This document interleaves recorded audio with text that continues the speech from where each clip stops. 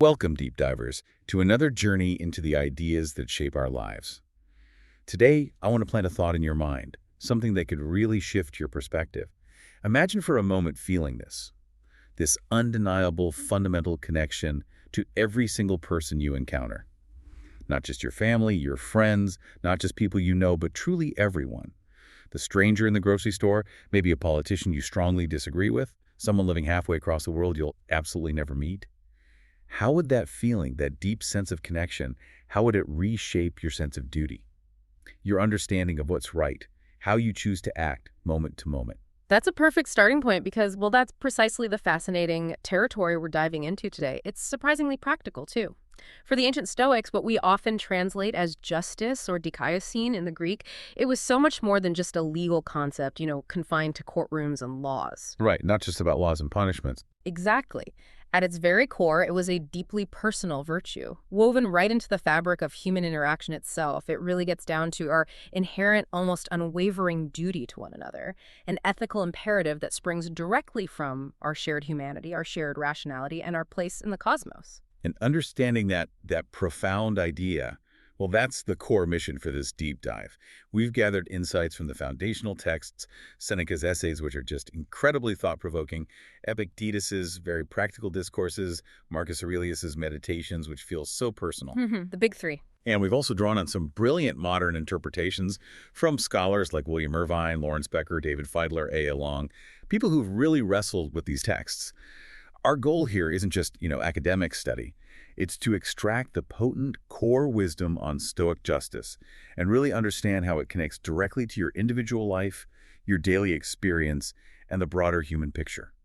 We think we can uncover some surprising insights and, honestly, offer a shortcut to getting well-informed about a virtue that's often misunderstood, often narrowed down in our modern world. Yeah, we're definitely going beyond the typical, often quite legalistic takes on justice. We want to explore its profound ethical dimensions, its psychological aspects, even, you could argue, its spiritual side for the Stoics. You'll start to see how closely this virtue is intertwined with personal happiness, with real growth, and why cultivating dikaiosune was absolutely central, non-negotiable, really, for living a truly well-ordered and connected life, according to them. So this isn't just dusting off old books. Not at all. It's about discovering a powerful, practical philosophy for living a better, more connected, and yes, a profoundly just life. Starting right now. Okay, let's dig in. Okay, so let's start by maybe challenging some basic assumptions. When most of us hear the word virtue today, what comes to mind? Probably, I don't know, a rigid moral code, maybe specific good deeds, or even religious rules. But the Stoics, as our sources make really clear, had a radically different view, maybe more empowering. Yeah. How would you describe that fundamental difference in how they saw virtue? That's a really excellent place to start because it's a crucial distinction. William Irvine puts it quite bluntly in A Guide to the Good Life, saying, Stoic virtue has very little in common with what people today mean by the word. It wasn't about just performing isolated good deeds like ticking boxes off some moral checklist. Right, not just external actions. No. Instead, it was about developing a profound character. Think of it like an internal operating system, deeply integrated. Irvine describes it as a coherent combination of the separate virtues, vices, and other elements of human physiology and psychology. It shapes who you are at your core, not just what you do on the surface. It's an inner state, a disposition that then naturally expresses itself outwardly in your actions. So it's not just acting virtuously, but actually being virtuous, having that internal foundation. And what's really compelling, I think, is the promise tied to this character development. The Stoics didn't chase virtue as some abstract ideal out there. They flat out asserted that the pursuit of virtue will bring us tranquility. Now, tranquility for many, that might sound a bit cold, detached, maybe almost robotic. How would the Stoics respond to that? Is it about suppressing feelings or something else entirely? Yes, that's a super common misconception. Stoic tranquility, ataraxia, is anything but a zombie-like state. That's not the goal at all. Our sources describe it as a dynamic, deeply fulfilling state. It's marked by the absence of negative, destructive emotions, things like anger, grief, anxiety, fear, and the presence of positive emotions, specifically joy. Joy.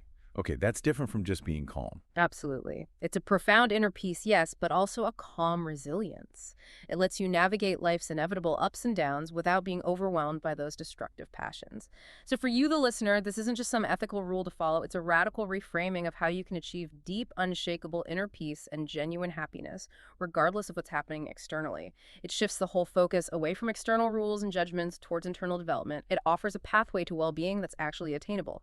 Hashtag 1.2, the virtuous circle of virtue and tranquility. Okay, building on that idea of tranquility, it seems like there's this really interesting feedback loop happening between virtue and tranquility. Right. It's not just a one-way street, is it? Like, virtue leads to peace, end of story. No, absolutely not. Lawrence Becker, who's done incredible work on Stoicism, he actually describes this as a doubly virtuous circle. It's a reciprocal relationship. So when you consciously strive to live virtuously, acting with wisdom, courage, justice, temperance, it naturally leads to a greater degree of tranquility. Your mind gets less cluttered by irrational impulses, fears, desires. That makes sense, right? Yeah, that follows. But here's where it gets really powerful. That tranquility you gain, that inner calm, that freedom from destructive emotions, it then makes it significantly easier for you to continue pursuing and embodying virtue. Think about it. A mind that's not constantly distracted by anger or anxiety is far better equipped to make rational, fair, just decisions. So it's like a self-reinforcing loop. I'm kind of picturing a musician. The more they practice, the more they refine their skills, their musical virtue, you could say, the more effortlessly and beautifully they play. They achieve that state of flow, that calm performance. And then does that ease and maybe the joy they feel in playing encourage them to practice even more, to push their skills further? Is that a fair analogy for how this doubly virtuous circle works? That's a perfect analogy, actually. It really illustrates how consistent effort in one area, virtue positively amplifies the other tranquility. It creates this upward spiral in your ethical development. And this virtuous circle connects directly to the Stoic idea of happiness, or eudaimonia. For the Stoics, virtue is both necessary and sufficient for a good life. It leads to peacefulness and constant tranquility, what Zeno, the founder, defined simply as a good flow of life. Necessary and sufficient. It's a big claim. It is, and it's a stark contrast to, say, the Aristotelian view that happiness also requires a certain amount of good fortune, external things like wealth or health. For the Stoics, true happiness is always in your power. Why?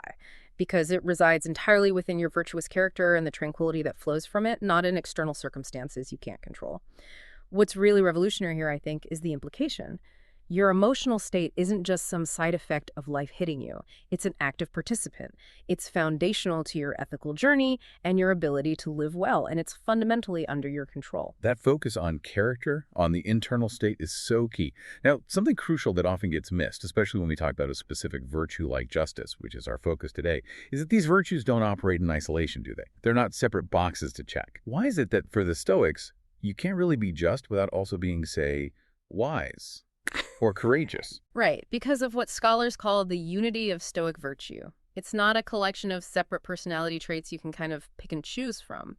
Becker describes it as a single comprehensive and controlling endeavor.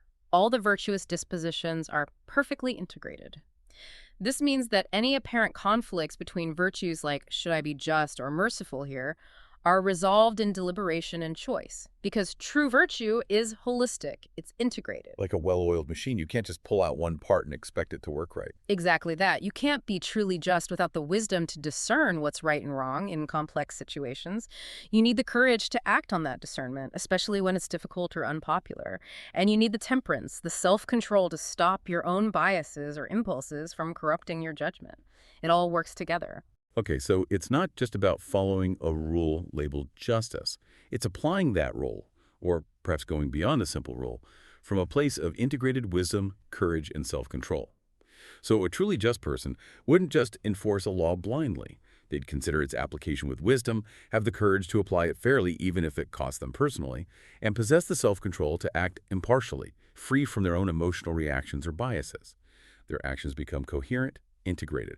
They stem from a unified, well-ordered character, not just a knee-jerk reaction to follow a principle. Precisely. This idea of virtue in the singular means ethical development has to be holistic. It's all or nothing, in a sense. The Stoics explained that the very beginnings of right action and virtue actually come from our basic concern to obtain natural advantages, health, safety. But then this evolves into a correct and systematic understanding of how to choose these things rationally, guided by virtue. It's a progression. From innate self-preservation to a reasoned pursuit of what is truly good, always seen through the lens of this unified, virtuous character. So what does this mean for you listening right now? It means aspiring to be a good person isn't like completing a checklist. It's about developing an internal operating system where all your best qualities, justice, wisdom, courage, temperance work together seamlessly, guiding both your actions and your inner state. It's about becoming a truly integrated human being. Okay, we've got a handle on Stoic virtue. Now it's integrated, it's character-based, it aims for tranquility. Now let's dig into its deepest root, this idea of our shared humanity. The Stoics believed that right from birth, there's this inherent drive, something innate that shapes our ethical development. It ultimately fuels our sense of justice. It's not something just taught by society or imposed from outside. This is where we encounter the really profound Stoic concept of oikiosis.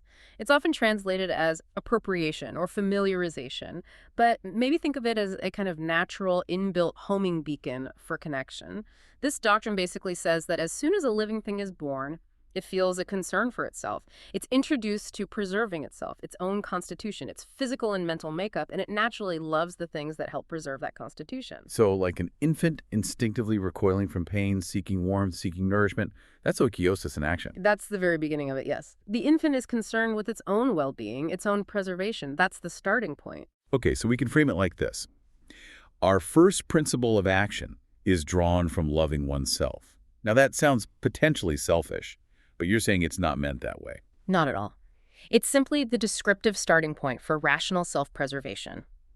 We are naturally duly pleased by things that accord with our nature, things like health, pleasure, and living. And conversely, we're displeased by those that are contrary to it, like illness, pain, and destruction. It's this innate, almost biological pull towards what's good for us, for our flourishing as the kind of beings we are. And as the scholar A.A. Long points out, this initial self-concern isn't where it stops. It's the seed from which all ethical growth eventually springs. He writes, both our bodies and souls are dear or friendly, philon, to us, and so are their potentialities and activities. Hence, the origins of impulse, horme, due action, katakon, and a virtue are to be found in our striving to preserve ourselves. This basic drive to preserve ourselves, to seek what's good for our own nature, it eventually guides us towards actions that are consistent not just with our own well-being, but perhaps surprisingly, with universal virtue. If we connect this to the bigger picture, this really challenges a common modern idea that ethics are purely learned, purely a social construct. The Stoics are saying, no, there's a natural, almost biological impulse towards the good, starting with ourselves, but it's designed to organically expand. It transforms self-love into something much bigger. Universal compassion. So justice isn't some burdensome obligation imposed on us, but maybe a sophisticated extension of our most basic drive to simply thrive. That's a great way to put it. It reframes justice entirely. Okay, this expansion of concern, this is where oikiosis really becomes the ties that bind us, the theme of our discussion. It describes a deliberate, rational, and deeply ethical expansion of our empathy, our sense of responsibility. It goes beyond just me. Exactly. And this expansion is beautifully visualized by the philosopher Hierocles and his circles of humanity. Imagine a set of concentric circles, like ripples in a pond. At the very center, your concern is naturally strongest for yourself. The next circle out contains your immediate family, then extended family, then friends, neighbors, fellow citizens. Keep going. And the Stoic ideal, the goal, is for this circle to keep expanding until it embraces all human society. The truly wise person, the sophos, actively works to pull in the outer circles in toward the center or compress them, meaning they deliberately cultivate a profound sense of kinship, of belonging with all of humanity. It's an active practice, not just a fuzzy feeling. So you're literally visualizing yourself at the core, and then through conscious practice, you try to make those outer rings, even people you'll never meet, feel closer. Cultivating a genuine sense of connection and therefore responsibility for everyone. It sounds like an explicit exercise in empathy. It is precisely that, an exercise in empathy and rational understanding. It goes far beyond just acknowledging other people exist. In practice, it means actively looking for common ground, practicing universal kindness, understanding that other people's well-being isn't truly separate from your own. And the ultimate goal, the widest circle, is to extend one's concern to include the entire cosmos, generating a concern for the preservation of all human beings, and interestingly, the natural world as well. Wow, so you become a cosmopolitan, Yeah. a citizen of the cosmos. That's the term, yes. And what's really revolutionary here isn't just the feeling of connection. It's the Stoic insight that your own well-being, your own flourishing, is inherently rationally tied to the well-being of all others. It's not selfless altruism in the way we might normally think of it. It's a deeply rational form of self-interest that understands the self expands to encompass the whole human family. That really does flip modern individualism on its head. It does. And it means that justice, acting for the common good, becomes a natural, deeply ingrained imperative that flows from understanding reality correctly. It's not just a burdensome obligation you have to force yourself to do. This widening circle, this connection to all humanity, it leads us straight to the Stoic idea of our core identity. What does it actually mean to be human? Epictetus, in particular, had a very demanding definition, didn't he? It wasn't just about having the right physical form. No, not at all.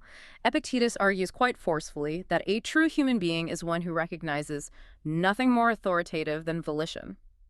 Proheresis. Yeah. Proheresis is our rational faculty, our moral will, our power of choice and judgment, the only thing the Stoics believed was truly, absolutely within our control. Our inner command center, maybe. That's a good way to think of it. And consequently, everything else, health, wealth, reputation, other people's actions, must be held subordinate.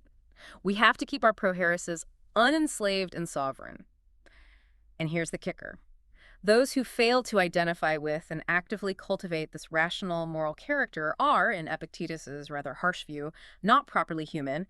They're essentially failing to live according to their unique highest nature as rational beings. Wow. Not properly human. That's strong. He used that vivid analogy, too, comparing a person to a counterfeit coin. Can you remind us of that? Yes, it's very striking. He asks, what is the stamp on this sestertius? Maybe it's the stamp of Emperor Trajan accepted. Present it. It is the stamp of Nero. Uh-oh. Throw it away. It cannot be accepted. It is counterfeit. And just like checking the stamp on a coin, Epictetus says we should look for the stamp on a man's opinions. What should that stamp show? Gentleness, a sociable disposition, a tolerant temper, a disposition to mutual affections. That's the mark of a genuine human being living according to nature. Okay, so the practical implication here is we need to constantly check our own stamp. Are we cultivating those qualities? Gentleness, sociability, tolerance, affection in our thoughts, our judgments, our interaction. Exactly. It's a constant, rigorous self-assessment. Are your opinions and judgments characterized by these positive social virtues? He contrasts this sharply with people who are passionate, full of resentment, fault-finding, or who simply do not listen to reason. He labels these individuals somewhat provocatively as asses or wild beasts. Not to be insulting, but to make a point about acting against nature. Precisely. To highlight that they're acting contrary to their uniquely human, rational, social nature. The bare form of a human isn't enough, he warns. You have to possess the opinions of a man, the rational social character that truly embodies our nature. And this raises a really important question for all of us listening right now. How do we consistently cultivate this authentic stamp of genuine humanity in our daily lives? How do we ensure our inner moral character actually matches our outward form and reflects our capacity for reason and sociability? It demands this ongoing commitment, this practice, to align our inner world with our highest potential. Okay, so if justice is this central, profound virtue, rooted in our shared humanity, rooted in reason, how does it actually show up in everyday life? What does it look like in our different rules, the rules we live by? It can't just be an abstract idea we ponder, right? No, absolutely not. For the Stoics, philosophy wasn't an armchair activity. As Musonius Rufus put it, philosophy is nothing but the practice of noble behavior. Virtue isn't just about internal states. It actively directs our actions and makes them good. Musonius gives concrete examples. He describes how a philosopher's son, presumably learning these principles, would naturally be most eager to help his father in every way. He'd be self-disciplined and courteous, never quarrelsome or self-regarding, and crucially, brave enough to face calamities and pain. These are active, visible expressions of justice and the other virtues fulfilling duties, acting respectfully, showing resilience. And what I find incredibly striking, and frankly way ahead of his time, is that Musonius Rufus didn't limit these qualities to men.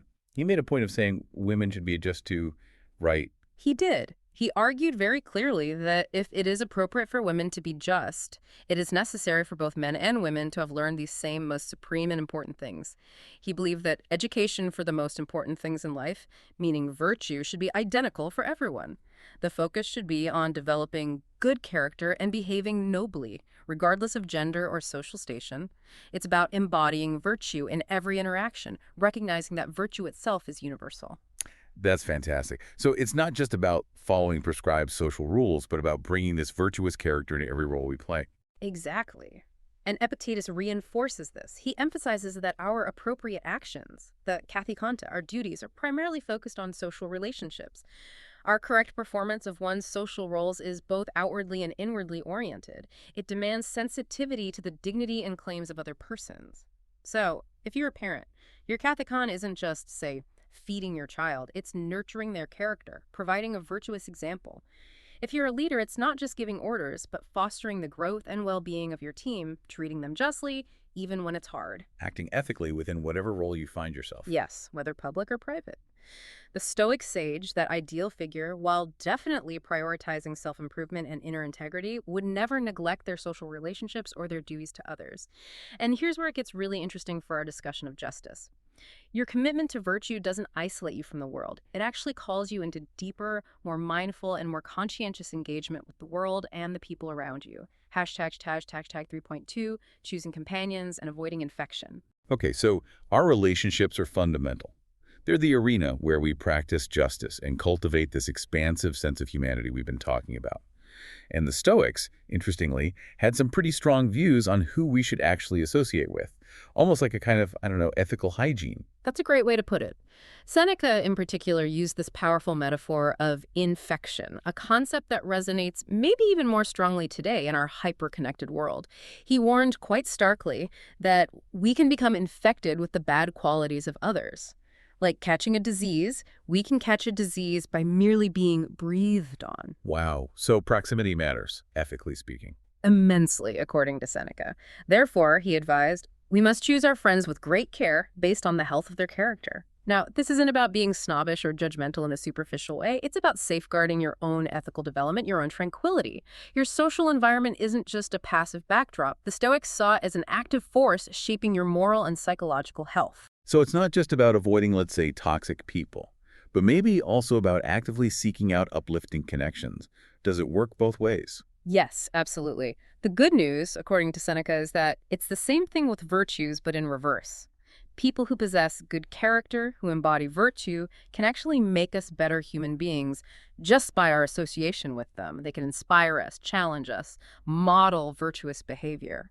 So how do we cultivate that kind of intentional community in a world that often seems to prioritize superficial connections or maybe just convenience? Well, it starts with conscious choice. Just like you might choose what books you read or what food you eat, the Stoics would say you should choose who you spend significant time with.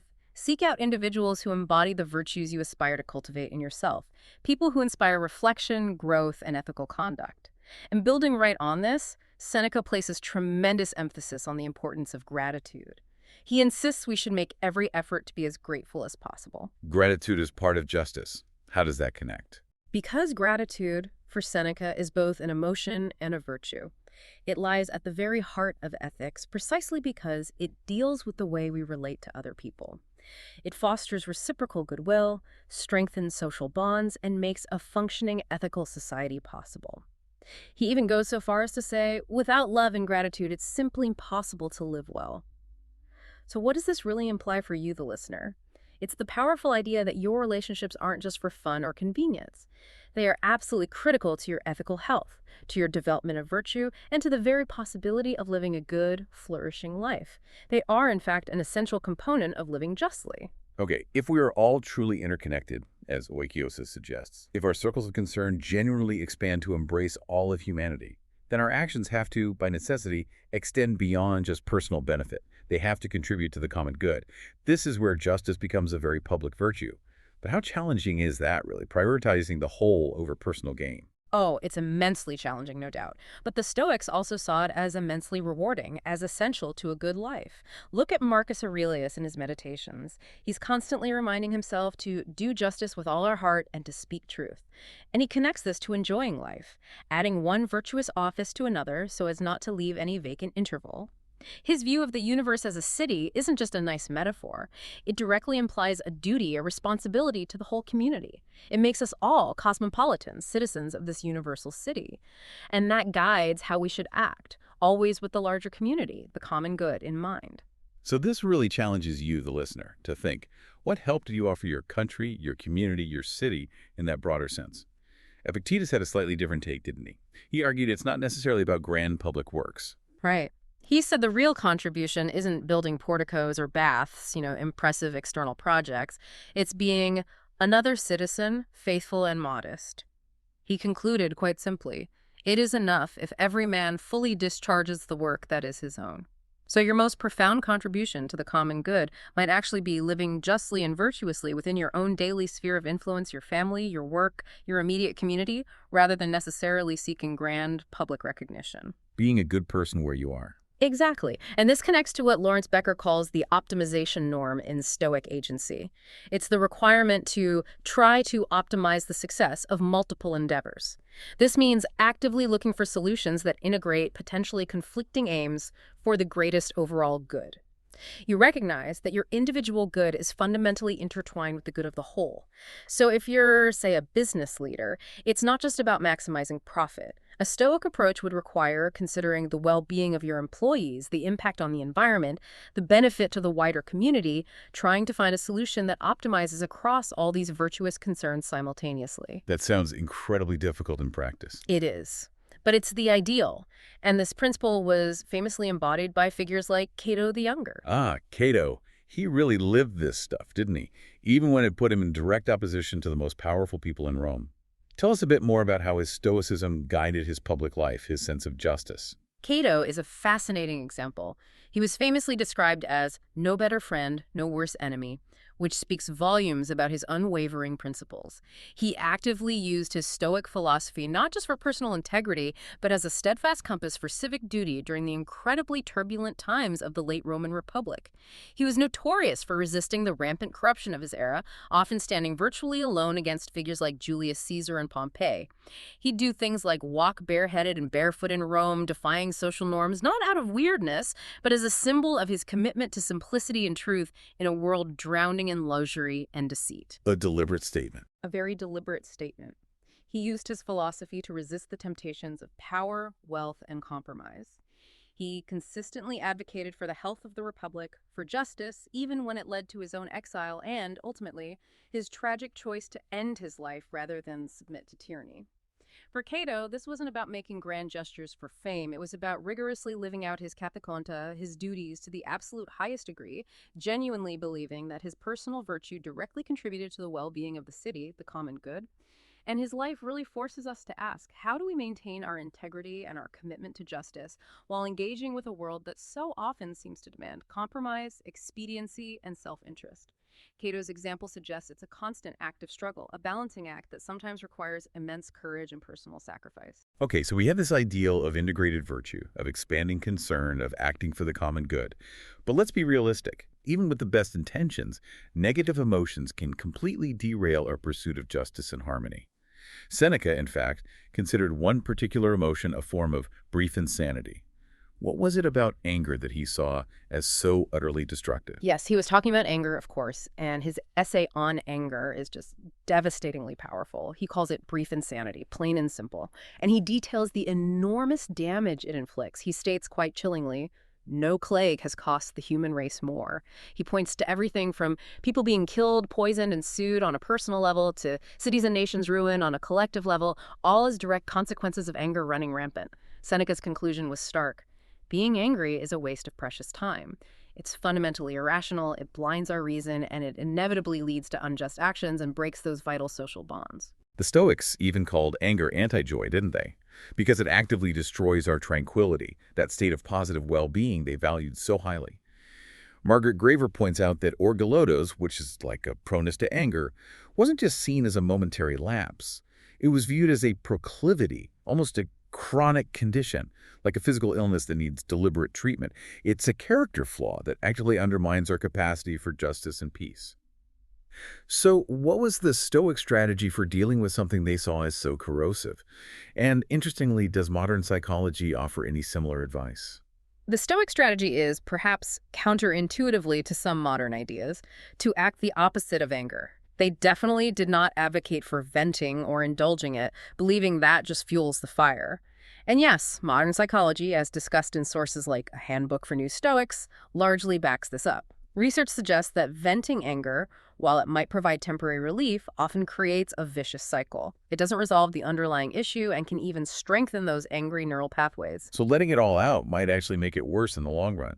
That seems to be the finding, yes. The Stoics would instead suggest things like withdraw from the situation if possible, pause, take deep breaths, and apply reason. Question the judgments that are fueling the anger.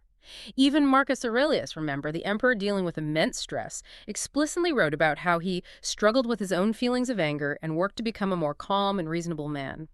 It shows this is a lifelong practice, a constant vigilance, even for someone deeply committed to the philosophy. So what does this mean for you, listening? For the Stoics, controlling anger isn't just about achieving personal peace, though that's a benefit. It's a fundamental prerequisite for acting justly. You simply cannot be fair or rational when consumed by anger. It's essential for maintaining healthy, equitable social ties. Hashtag 4.2, navigating grief and other passions with reason. Okay, anger's a big one. But what about other intense emotions, particularly grief, which is just, well, it's an inevitable and deeply human part of life. Mm. This brings us back to that common criticism of Stoicism, that it demands this zombie-like state, a total emotional shutdown. Is that really what they were advocating? No, that's definitely a caricature, and it's crucial to get this right. The core Stoic concept of apatheia does not mean a complete absence of emotion, not at all. Apatheia specifically means freedom from the irrational passions. These are the disruptive, unreasoned emotions. Things like intense lust, craving, crippling dread, jealousy, envy, constant irritability, excessive worry, the ones that arise from faulty judgments and lead directly to suffering and obstruct virtuous action. It's about being free from unhealthy emotional states, not all emotion. Okay, so it's not about being emotionless, but maybe about cultivating good feelings, the eupathei. How did the Stoics distinguish these positive emotions from those negative, irrational passions? What did they actually value? Exactly. They actively cultivated rational, healthy emotions. Things like joy, based on virtue, caution, a rational aversion to vice, not irrational fear, and well-wishing, goodwill towards others. These good feelings include qualities like cheerfulness, sociability, respectfulness, kindness, and affection. The key distinction lies in the source of the emotion. Is it based on a rational judgment aligned with nature and virtue? Or does it spring from irrational beliefs about externals being good or bad? When it comes to grief specifically, Seneca didn't just say suppress it, he offered various remedies to help navigate it.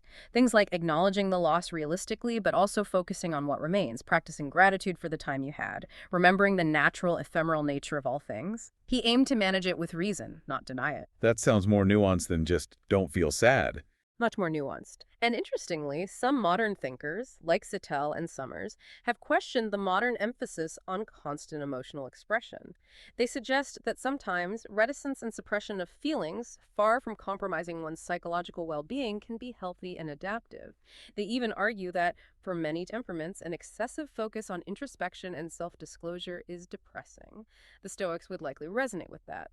While acknowledging loss is natural, dwelling on grief in a way that paralyzes your rational capacity and prevents you from fulfilling your duties wasn't seen as beneficial or virtuous.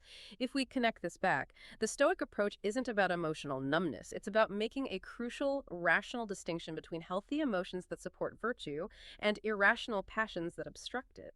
And it offers a practical path to manage those passions constructively, using wisdom and reason. So much of the Stoic answer to handling these emotional disturbances, whether it's anger or grief, and really a key to living justly and maintaining composure in a chaotic world, seems to come back again and again to one single fundamental distinction. It simplifies so much.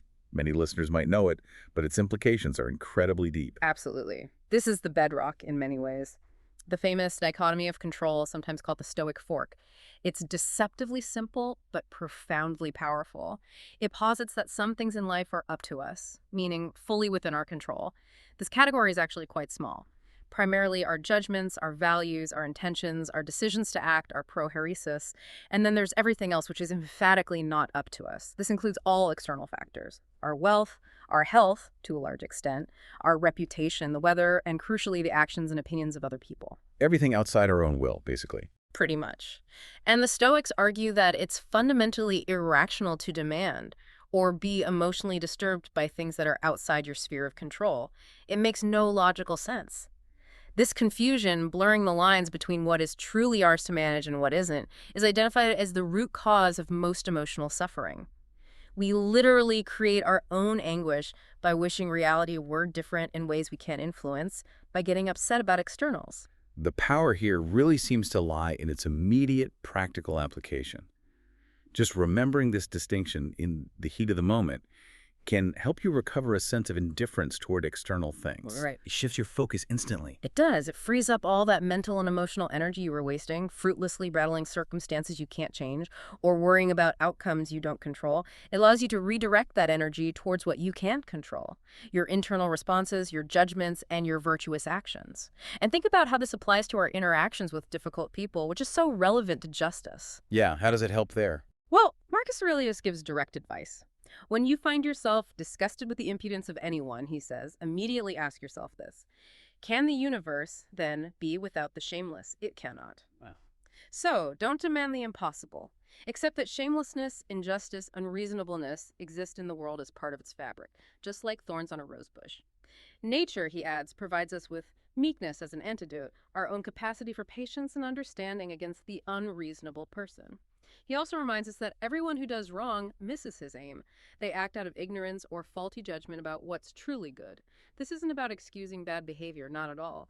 It's about understanding its source, viewing it with a degree of rational detachment, and choosing a response that is just and rational, rather than getting sucked into an emotional, destructive reaction yourself. It allows you to protect your inner citadel, your tranquility, from external chaos. So what's really fascinating here, this isn't about becoming a doormat or ignoring external problems or injustices. It's about strategically placing your emotional energy, your bets, where they actually count on your own responses in order to safeguard your inner peace and your capacity for effective, just action in the world. You recognize where your true power lies. Precisely. It's incredibly empowering when you truly internalize it. Okay, so the Stoics didn't just come up with these amazing ideas and theories, they practiced them vigorously. Their philosophy wasn't just something to read about or debate in a classroom. It was truly a way of life, filled with what the scholar Pierre Hadot famously called spiritual exercises. This is where the theory hits the pavement, right? Where understanding becomes lived wisdom. Exactly right. This is crucial. Epictetus, for instance, clearly outlined 3 interconnected areas of exercise or disciplines that were designed specifically to transform intellectual understanding into practical embodied wisdom. First, there's the discipline of desire. This means training ourselves to focus our desires and aversions only on what is genuinely up to us, our judgments, intentions, our character, and cultivating indifference towards external things we don't control. A practical exercise here might be premeditatio malorum, premeditating potential adversities, imagining challenges so you're mentally prepared, not just hoping for smooth sailing. Preparing for difficult. Yes. Second, there's the discipline of action. This guides how we actually interact with the world, focusing on our social duties, our katakonta. This involves consciously striving to fulfill your roles as a friend, a parent, a citizen, an employee with integrity, justice, and kindness. And third, the discipline of assent. This is about critically examining the impressions, fantasiae, that constantly bombard our minds, and giving our rational assent, our agreement, only to those judgments that are objective and true, avoiding rash, value-laden emotional reactions. And importantly, these aren't separate tracks. They're deeply integrated practices, constantly reinforcing each other in daily life. Epictetus used that wonderful metaphor for this practical application, comparing it to digestion. Can you share that? Correct. It really captures the essence. It's a great one. He advised his students, do not speak much among the uninstructed about theorems, philosophical rules, precepts, but do that which follows from them. Okay. He gives the example. At a banquet, do not say how a man ought to eat, but eat as you ought to eat. Don't lecture, just embody the principles. He continues, saying that sheep don't show the shepherd the grass they've eaten. Instead, they show not your theorems, but show the acts which come from their digestion, namely their wool and their milk. Similarly, we should show our philosophy through our actions, our character, not just by talking about the theories. So the deeper meaning is true understanding isn't about memorizing rules, it's about internalizing them so deeply that they naturally, almost automatically guide your behavior. You demonstrate your philosophy through who you are and what you do. Precisely. It's about embodiment. And that third discipline, the discipline of assent, is particularly crucial for cultivating justice because it directly shapes how we perceive others and their actions. It involves learning to criticize each representation, fantasia, as it presents itself to us, and give our assent only to that which is objective. This means consciously stripping away our own subjective, often negative value judgments. It means deeply internalizing Epictetus's famous saying, people are not troubled by things, but by their judgments about things. This practice also involves what modern cognitive therapy calls cognitive distancing, learning to observe our thoughts and impressions in a more detached way, almost as if they belong to someone else. So if someone cuts you off in traffic, instead of immediately thinking, that jerk, you might practice thinking, what? You might practice thinking, I am having the impression that that driver acted inconsiderately. What are the objective facts? They changed lanes quickly. Why they did so, I don't know. My anger is arising from my judgment that they shouldn't have done that. You analyze the impression before assenting to the angry judgment. This active daily engagement with your own thoughts and judgments is what transforms your inner world, allowing you to navigate the outer world more effectively, more rationally, and ultimately more justly. Hashtag, tag 5.2, the importance of continuous progress, not just perfection. Okay, this all sounds incredibly worthwhile, but let's be honest. The Stoic ideals are high. The perfectly virtuous individual, the sage, sophist, it can feel a bit overwhelming, maybe even discouraging. Is perfection truly achievable by regular people, or is that even the main point? That's a very fair and realistic concern. And the Stoics themselves, particularly the later Roman Stoics like Epictetus and Seneca, seem to acknowledge this. For most of us, as Becker notes, ideal Stoic agency does not seem to be a practical possibility. It's an ideal, a North Star. Epictetus himself, interestingly, while he definitely acknowledged the sage as the theoretical ideal, he rarely even refers to the ideal sage when teaching his students directly. Instead, his constant refrain was about the importance of what they can do to make progress now. The focus is relentlessly on the journey, on continuous, incremental improvement, not on reaching some unattainable, flawless destination. And crucially, this progress toward virtue, even if it falls short of sagehood, is a matter of degree. And it absolutely does yield a significant form of Stoic eudaimonia. So you don't have to be perfect to experience a profound sense of well-being, that good flow of life. The striving itself brings rewards. Exactly. It's in the effort, in the orientation towards virtue. Viktor Frankl, though from a different tradition, captured something similar when he spoke about the tension between what one has already achieved and what one still ought to achieve. He called this tension an inseparable part of being human. It's in that striving, that conscious effort to improve, that meaning is found and tranquility is cultivated step by imperfect step. That feels much more achievable, much more human. It is. And think about Marcus Aurelius again. Here's the Emperor of Rome, arguably one of the people who came closest to embodying the Stoic ideal in practice. Yet his private meditations are absolutely filled with constant self-admonition, reminders, recognizing his own struggles with temper, with distraction, with desire for praise, all sorts of human frailties. He was always striving, always reminding himself of the principles. His stated goal wasn't to become a flawless sage overnight, but to become free, possessed of a high sense of honor and modesty, kind and social, and resigned to God. He aimed to embody the characteristics of a good man, listing qualities like a high sense of honor, modesty, veracity, one of attention of mind, conformity of mind, elevation of mind. And here's where I think the Stoics offer such profound wisdom. It lies not just in their lofty ideals, but in their incredibly realistic and compassionate approach to human fallibility. They value the journey of consistent improvement, the effort itself above all else. Your progress, however small, however imperfect you feel, is inherently valuable and brings its own measure of eudaimonia.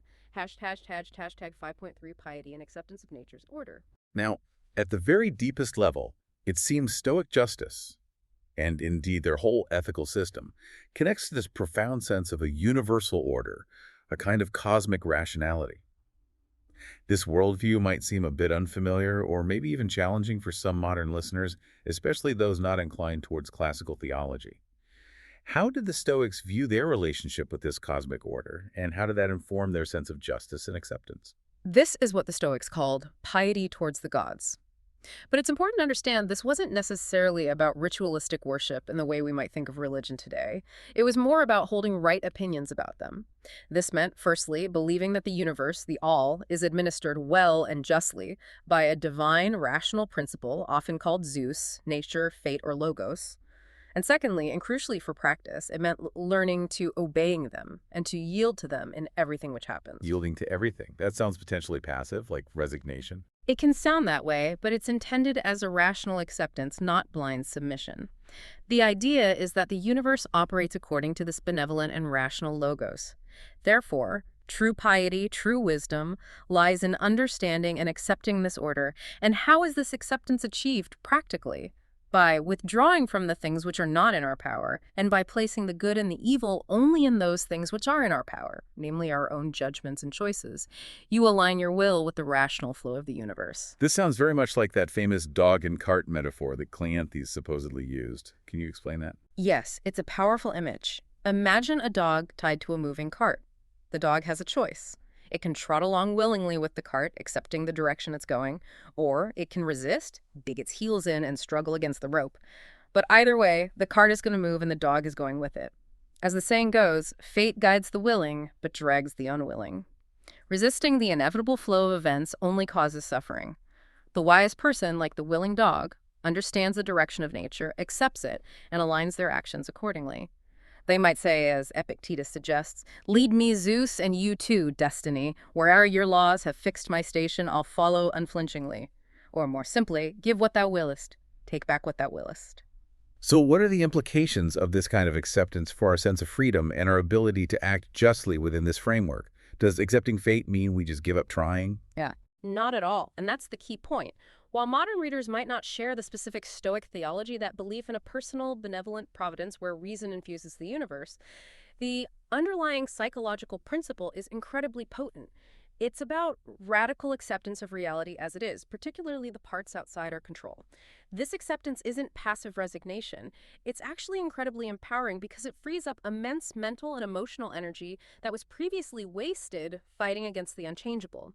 It allows you to understand your place within the larger order and then use your true freedom, your prohairesis, your power of choice and judgment to act virtuously and rationally within that order. So this really raises that important question again: how does accepting the world as it is and clearly distinguishing what's in your power from what isn't actually empower you to act more justly, more effectively within it, rather than just leading to resignation or apathy? It reframes our whole relationship with control, giving us greater inner freedom to focus on virtuous action. Hashtag tag outro of. Well, we have certainly taken a deep dive today. We've journeyed through the really intricate landscape of Stoic justice, moving far beyond just, a legal code or a simple idea of fairness. We've seen it redefined as this living, breathing virtue woven right into the fabric of our being, our shared humanity in every single one of our relationships.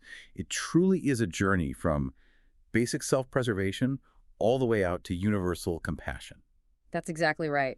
We've unpacked how Stoic justice finds its roots in our innate drive for self-preservation, that oikiosis, which then consciously, rationally expands outwards to embrace all humanity, even the entire cosmos.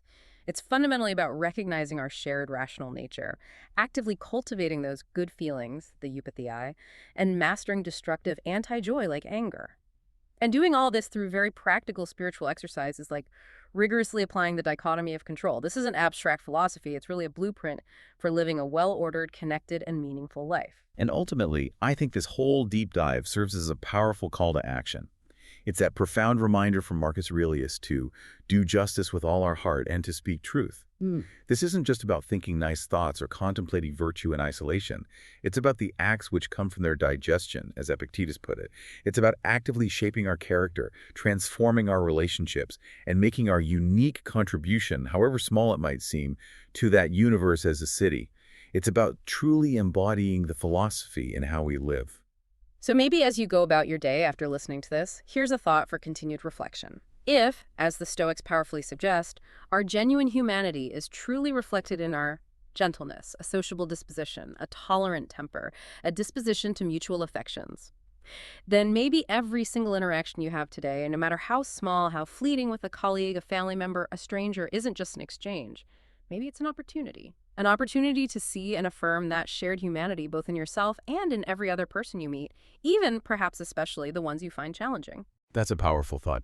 What if the strongest tie that binds us isn't some external rule, some law imposed from outside, but rather that internal recognition, that spark of understanding, that in every single person you encounter, you are looking at another facet of that single rational intellectual spirit the Stoics believed permeates the entire universe? How might that profound recognition change the way you move through your day, the choices you make, the way you interact, starting right now? Thank you for diving deep with us today. We look forward to our next exploration.